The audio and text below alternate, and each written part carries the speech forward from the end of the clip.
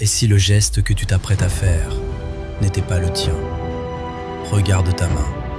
Tu penses décider de la bouger. Tu ressens l'intention, la petite étincelle de volonté. Mais l'ordre a déjà été donné, ailleurs, avant même que la pensée ne t'effleure la conscience.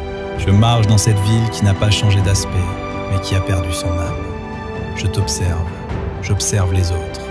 La nouvelle n'est pas arrivée avec un cri, ni une apocalypse, mais avec un murmure froid, une équation irréfutable posée sur la table de l'humanité. Le grand décalage a été prouvé. Nous avons appris que notre conscience, cette voix intérieure que tu entends en ce moment, n'est pas le pilote, c'est le passager. Elle est le spectateur qui reçoit le script avec une fraction de seconde de retard, juste assez pour croire qu'elle l'a écrit. Au début, il y a eu le déni, puis le vertige. Comment vivre quand la responsabilité s'évapore? Dans le métro, les regards ont changé. Une lourdeur s'est installée. Pourquoi se presser? Pourquoi s'inquiéter du retard si ce retard était déjà inscrit dans la trame du temps? La colère s'est éteinte, faute de combustible.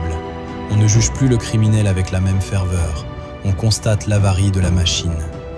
La politique est devenue un théâtre d'ombre où les acteurs récitent un texte qu'ils découvrent en le prononçant.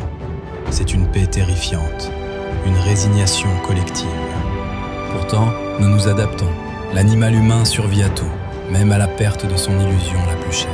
Nous avons créé de nouveaux rituels pour combler le vide.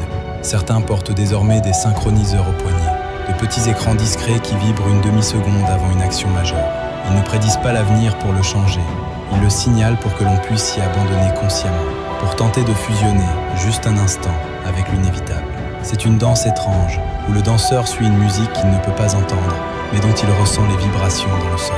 On ne dit plus « j'ai décidé d'eux », on dit « il m'est arrivé d'eux ». La nuance est immense, c'est l'acceptation du flou. Mais le coup est là, invisible, logé dans le creux de l'estomac. Que devient l'intimité dans ce monde? Que devient l'amour quand il n'est plus une élection, un risque pris, mais une équation résolue d'avance?